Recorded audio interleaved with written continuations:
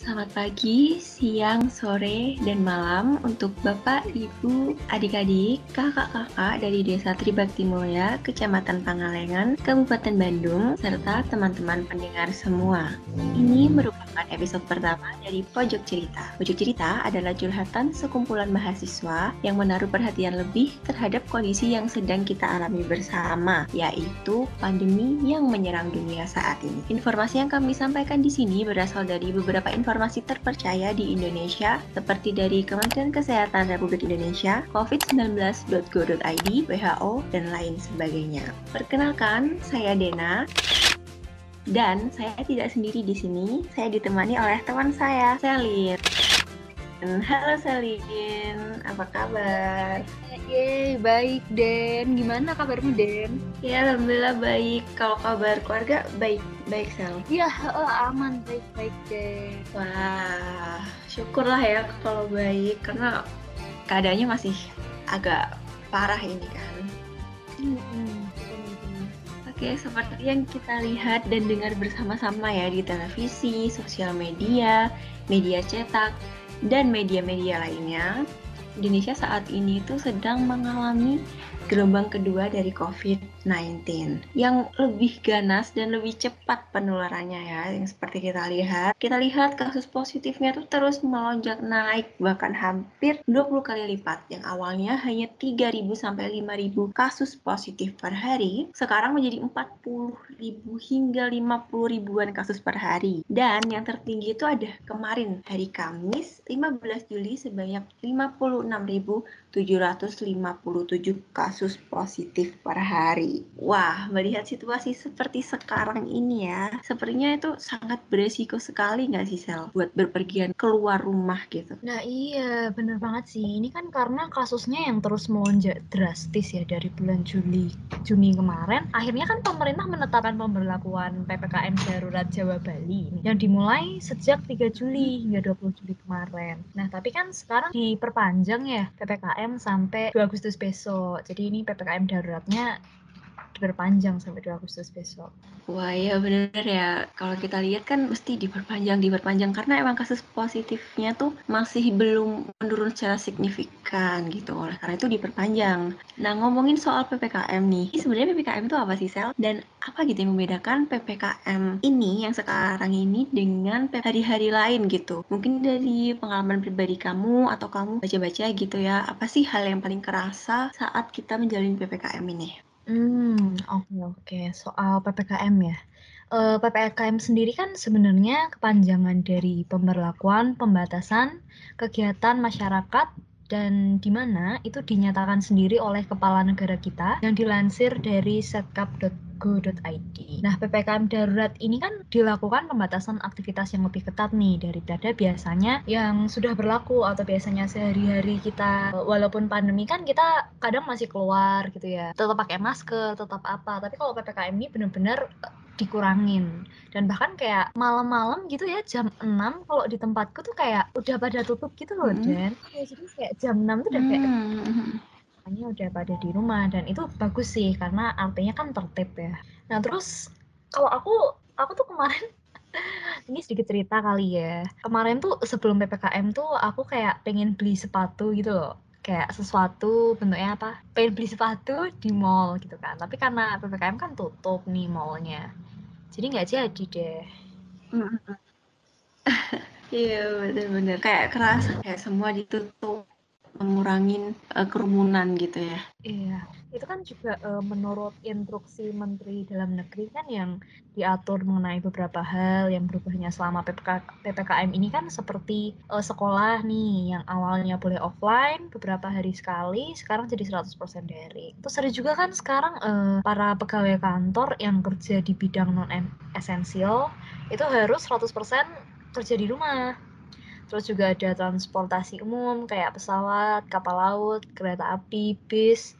Setiap penumpangnya harus sudah divaksinasi juga dengan menunjukkan kartu vaksin, minimal dosis pertama vaksin. Selain itu juga harus menunjukkan rapid antigen untuk yang penumpang sepeda motor, bis, kereta api, dan kapal laut. Nah, 1 hari sebelum pemberangkatan tuh sama untuk swab PCR-nya buat penumpang pesawat udara dan 2 hari saja sebelum pemberangkatan.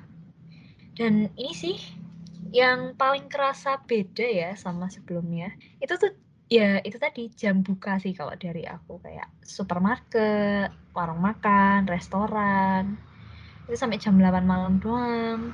Terus kayak ada tempat makan gitu kan harusnya dibawa pulang ya, sekarang nggak boleh makan di sana. Terus juga swalayan sekarang dibatasi. Kalau udah ada berapa swalayan yang di Jogja dibatasin, sekarang jadi kayak kalau mau masuk beli keperluan tuh harus ngantri kan. Harus ngantri tertib, nunggu orang lain selesai belanja gitu. Ya, benar-benar aku juga ngerasain tuh yang antri harus ke swalayan untuk memenuhi kebutuhan bulanan gitu kan. Antrinya karena emang benar-benar dibatasin gitu kan ya. Tapi balik lagi semua juga untuk kebaikan kita bersama agar COVID-19 ini tidak terus melonjak naik dan tenaga medis pun juga diharapkan tidak terus-terusan bekerja ya, siang, malam, subuh, tengah malam juga aku dengar suara ambulans gitu.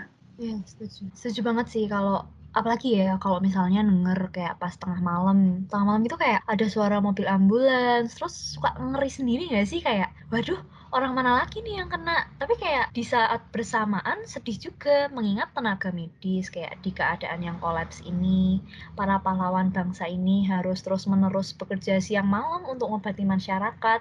Jadi oleh karena itu kayak kita memang harus selalu menaati prokes yang ada gitu loh, agar kita dan orang-orang tersayang terlindungi dari virus ini. Iya ya, benar-benar banget. Aku juga ngalamin gitu ya, dengerin juga mobil ambulans malam-malam gitu.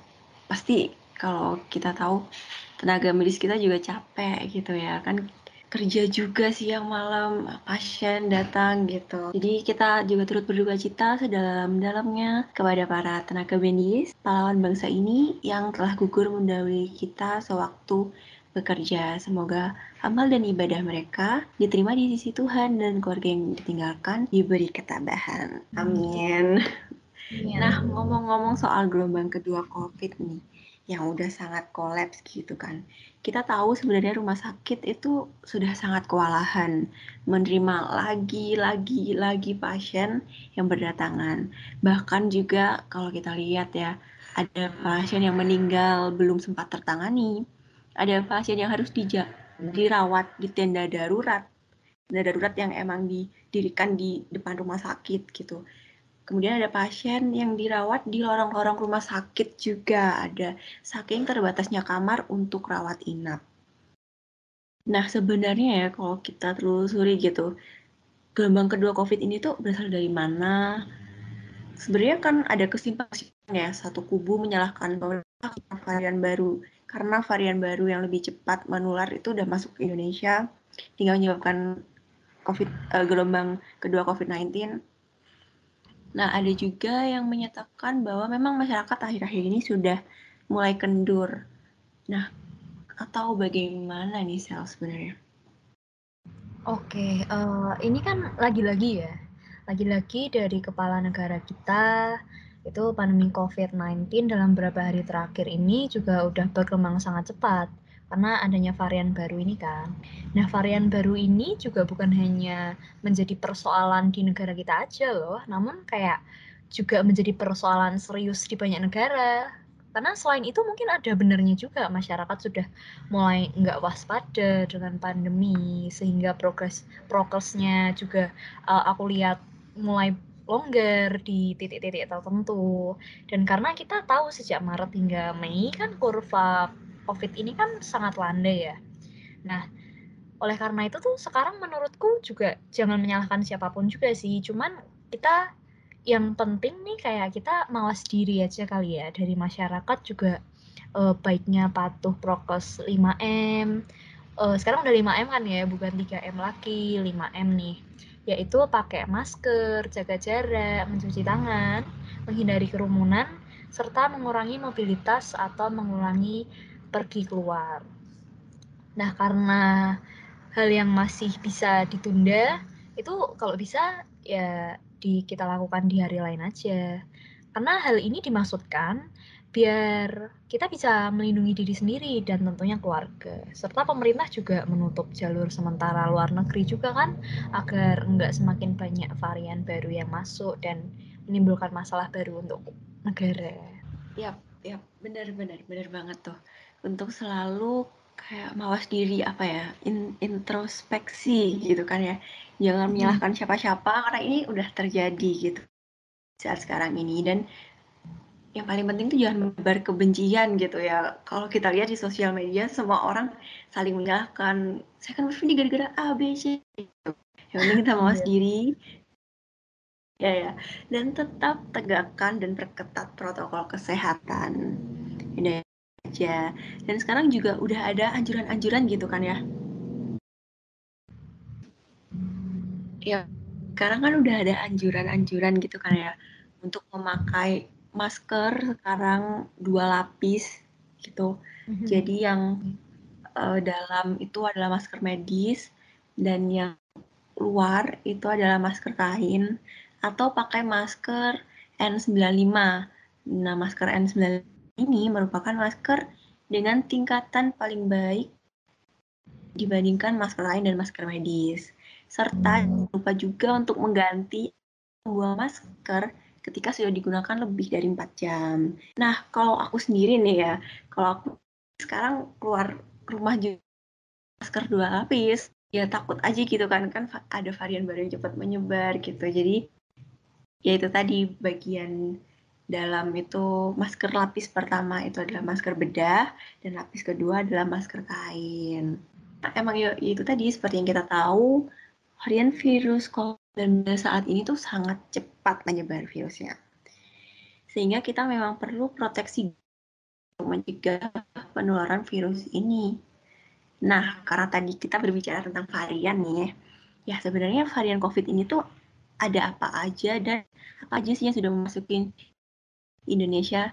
Yes, bener banget. Di sini aku juga masih belajar sih. Cuman kemarin mungkin kalau bicara soal varian virus nih ya, kemarin kan aku udah sempat lihat web WHO juga ya, kan itu ada macam-macam perubahan virus atau biasa disebut dengan mutasi. Ini kan udah banyak. Nah, tapi ada beberapa varian COVID yang digolongkan oleh WHO sebagai varian yang mengkhawatirkan. Karena apa? Karena penularannya yang sangat cepat gitu loh, dan efeknya juga lebih mematikan. Itu yang pertama itu ada varian yang berasal dari Inggris atau namanya dia B117 atau yang biasa dikenal dengan varian Alpha. Nah, yang mana tingkat penularannya ini termasuk tinggi juga, lebih tinggi daripada virus corona yang tidak bermutasi. Sekitar 36-75% lah. Nah, terus yang kedua ini juga ada dari Afrika Selatan atau nama variannya namanya B.1.351 kayak gitu ya kalau di WHO pakai titik-titik gitu kali ya. Atau biasa dikenal dengan varian beta.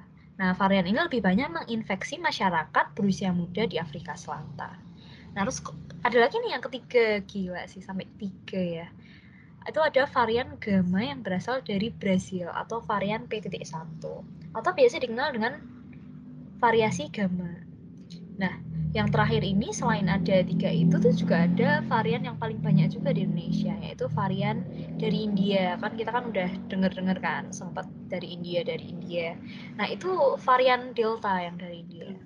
Nah, mutasi ini kan merupakan mutasi ganda yang menyebabkan virus lebih cepat menular dan menyebabkan penyakit yang lebih parah.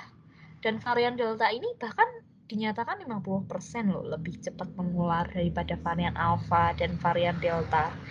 Varian Delta ini 2 kali lebih membutuhkan perawatan di rumah sakit daripada yang Alpha. Dan Kementerian Kesehatan Indonesia menemukan bahwa kecenderungan varian Delta ini menyerang anak di bawah usia 18 tahun. Dan menurut Kementerian Kesehatan RI sendiri per tanggal 4 Mei kemarin ya, itu varian Alpha, Beta, dan Delta inilah yang udah masuk ke Indonesia. Jadi dapat dibayangkan nih betapa kolapsnya rumah sakit oleh varian-varian baru ini. Jadi sebenarnya apa sih yang membuat virus ini mudah bermutasi itu aku juga kayak masih penasaran gitu loh, apa sih sebenarnya? Oke, yang membuat virus mudah bermutasi ya. Jadi kita juga di sini mari kita belajar bersama ya, karena kan kami juga masih belajar gitu. Jadi di WHO sendiri itu menyatakan bahwa mutasi bisa terjadi apabila virus itu sudah secara luas menyebar dalam suatu lingkungan masyarakat gitu ya. Dan kemudian virus yang udah menyebar tadi masuk ke tubuh dan menyebabkan infeksi. Nah, ketika virus masuk ke tubuh dan menempel gitu ya pada tubuh, nah virus itu akan memperbanyak diri gitu ya. Kan virus juga bisa diri gitu, membelah diri. Nah, kita semua tahu ya bahwa pertumbuhan tuh pasti melibatkan perubahan-perubahan. Kalau dianalogikan gitu ya, sama halnya yang terjadi pada manusia. Waktu itu masih kecil gitu ya, tingginya cuma selengan orang dewasa. Kemudian kita tumbuh hingga akhirnya menjadi seperti sekarang. Nah, saat terjadi pertumbuhan itu, pasti bagian tubuh kita mengalami beberapa perubahan. Sama seperti halnya seperti manusia, virus juga gitu. Ketika dia memperbanyak diri, maka semakin banyak perubahan yang terjadi. Ya, sebagai mutasi tadi. Bayangkan aja nih, ketika virus ini masuk ke tubuh manusia, terus memperbanyak diri, masuk ke tubuh manusia, menggandakan diri gitu ya, membelah diri, pasti semakin besar juga kesempatan untuk mengalami perubahan-perubahan mutasi ini. Dan akhirnya itulah yang menyebabkan semakin banyak varian yang tercipta. Jadi gitu. Untuk itu, WHO sendiri menyatakan nih, kunci utama untuk mencegah varian baru virus di masa mendatang adalah dengan menghentikan penyebarannya. Nah, bagaimana cara menghentikan penyebarannya? Ya dengan protokol kesehatan tadi, 5M. Memakai masker, kalau bisa double masking ya, maskernya double. Mencuci tangan, jarak, menghindari kerumunan, dan mengurangi bepergian. Nah, mutasi virus SARS-CoV-2 ini memiliki sedikit atau tidak ada dampak pada kemampuan virus untuk menyebabkan infeksi dan penyakit. Tetapi biasanya tergantung di mana perubahan tersebut terjadi ya pada virus ini yang selesai bereplikasi tadi. Nah, tapi sekitar 45% mutasi virus ini memiliki efek berbahaya dari virus yang tidak bermutasi. Makanya tadi kita tahu beberapa virus yang udah dijelasin sama Selin tadi itu sangat berbahaya dan menjadi virus yang sangat mengkhawatirkan gitu menurut WHO. Dan 45% ini pasti tinggi sekali ya, dari 100% itu hampir 50%. Dan ya lah, karena memang dari virus SARS-CoV-2 ini sangat mudah mutasi, terus udah ada di sekitar masyarakat, masuk ke tubuh, menggandakan diri, akhirnya terjadilah perubahan dan muncul varian baru gitu. Iya, benar-benar. Ya sih, mudah dipahami sih. Ini tadi mutasi-mutasi. Nah, mungkin ini kali ya, mungkin tambahan informasi aja biar enggak simpang siur ketika kita berbicara tentang pandemi, ada beberapa hal yang harus kita ketahui juga, yaitu tentang nama virus dan nama penyakit.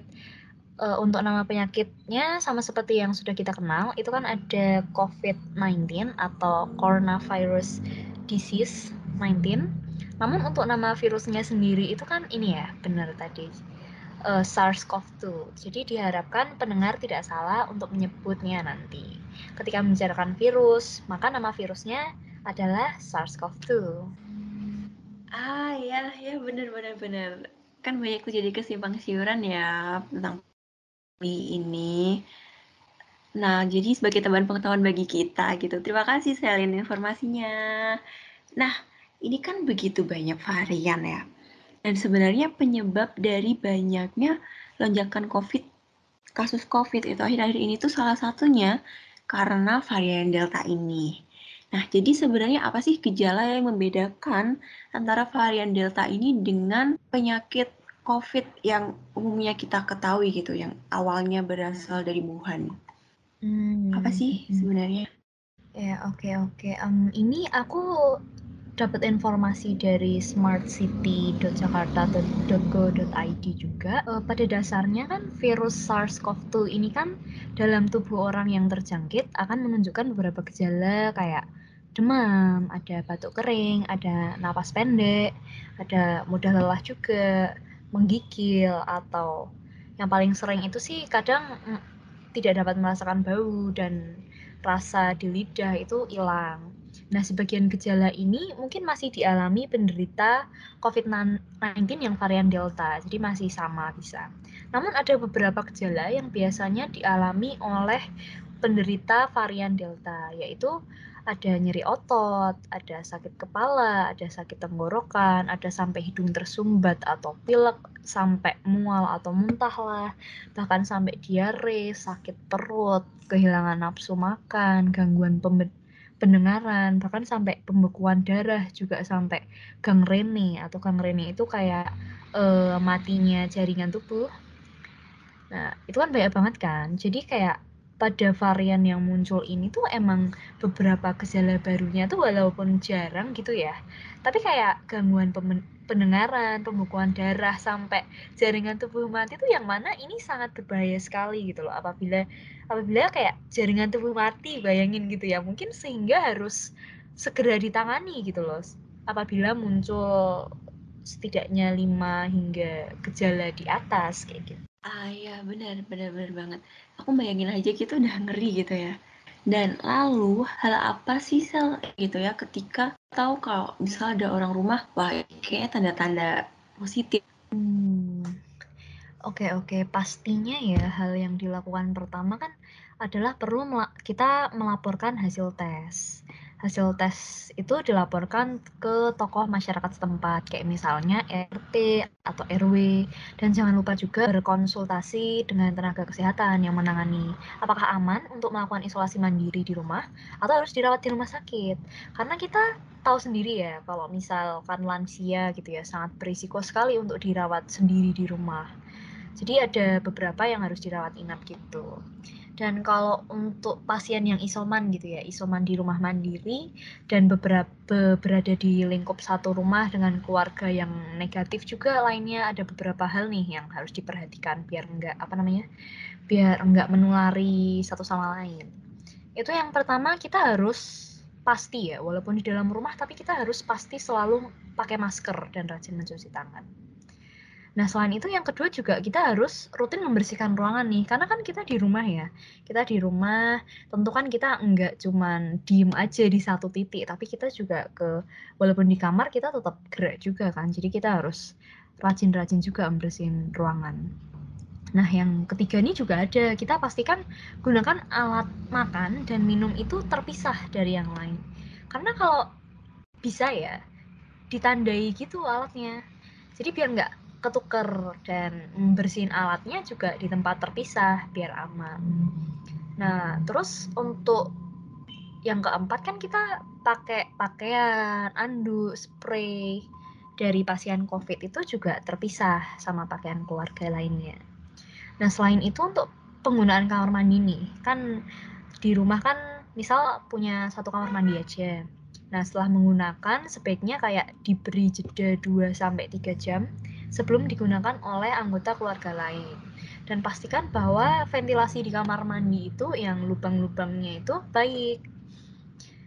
Karena selain itu juga orang yang sakit COVID itu juga perlu membersihkan permukaan yang ada yang dia sentuh itu. Jadi setelah selesai pakai kamar mandi, dibersihin. Nah, terus kayak gagang pintu, saklar lampu, terus untuk yang toilet yang untuk flushnya itu dan sebagainya. Kalau perlu malah disemprot disinfektan gitu atau dikasih alkohol. Wah ya bener banget. Dapat insight baru nih kita. Nah ternyata pasien isoman itu juga harus diperhatikan loh beberapa tanda kalau dia memang harus segera dilarikan ke rumah sakit. Nah tanda-tandanya itu apa aja sih? Pertama, muncul gejala sesak nafas. Jadi itu kalau udah muncul gejala sesak nafas, emang harus cepat-cepat dilarikan ke rumah sakit agar bisa dikasih tabung oksigen, bantuan oksigen gitu ya. agar pernafasannya agak reda gitu, melegakan. Yang kedua adalah saturasi oksigen di bawah 93%. Jadi kalau saturasi ini harus diukur dengan oximetry. Jadi sebaiknya teman-teman, bapak-bapak, ibu-ibu semua yang isoman itu harus memang memiliki oximetry. Bisa dibeli di toko alat kesehatan terdekat. Biasanya apotek ada. Yang selanjutnya, jika gejala yang diderita semakin memburuk, itu juga harus ke rumah sakit. Misalnya nih, seperti seorang pasien isoman yang demam tinggi di atas 37,8 derajat dan tidak menunjukkan tanda-tanda membaik meski sudah diberi obat-obatan penurun demam seperti paracetamol dan lain sebagainya. Kemudian tiba-tiba mengalami diare disertai muntah, maka harus segera memeriksakan diri ke fasilitas kesehatan terdekat karena nanti ditakutkan bakal kekurangan cairan seperti itu atau dehidrasi. Jadi apa sih disorientasi waktu itu? Jadi tanda-tandanya adalah pasien positif itu mulai linglung, kayak lupa hari, lupa waktu, atau susah fokus dan berujung hilang kesadaran atau pingsan. Maka jika muncul hal-hal ini pada anggota keluarga yang positif, harus segera ditangani oleh dokter. Seperti itu. Dan yang kelima, terakhir adalah hilang kesadaran. Pasien COVID yang tidak ditangani dengan teknik isoman itu dapat memburuk keadaannya. Hilang kesadaran ini dapat terjadi mungkin karena kurangnya nutrisi selama masa isolasi diri. Jika demikian, maka pasien harus segera mendapat penanganan medis di rumah sakit. Begitu. Nah iya benar banget Den, kan juga bukan berarti karena gejalanya ringan terus nggak bisa jadi gejala berat juga ya. Kan beberapa kondisi pasien COVID yang tidak bergejala itu kan juga bisa saja gejalanya ringan. Dan pasien COVID yang bergejala ringan bisa jadi berat gejalanya. Nah, oleh karena itu pasien COVID-19 yang isolasi mandiri juga harus terus dipantau oleh petugas fasilitas kesehatan setempat agar nggak terjadi perburukan dan mendapat pertolongan segera. Dan jangan lupa juga untuk selalu memperhatikan nutrisi selama isoman, memperbanyak konsumsi sayur, protein, buah, karbohidrat, serta konsumsi vitamin C, D, E, dan Z. Iya, betul. Tapi ini kadang gemes nggak sih sama orang-orang yang kayak masih acuh gitu dengan prokes. Karena dalih kayak, wah aku masih muda nih, imunku masih kuat. Dan kayak nggak mungkin meninggal apabila terkena COVID-19. Tapi kayak tanpa mereka sadari tuh mereka hidup dengan orang lain tuh ya. Kayak misalkan dengan orang tua mereka atau kakek nenek yang sudah berusia lanjut. Dan seperti yang kita tahu ya, kan masyarakat yang usia lanjut itu rentan sekali terkena penyakit seperti hipertensi, diabetes mellitus, stroke, dan sebagainya. Yang apabila kena COVID, nanti gejala yang dirasakan tuh bakal semakin parah. Dan kalau menurut kamu gimana? Nah iya bener banget Den, kata kamu kan yang harus jadi perhatian nih ya. Kita itu adalah pasien positif COVID dengan penyakit penyerta nih. Dimana kan kayak banyak sekali kasus meninggal. Itu justru malah karena penyakit penyertanya ini.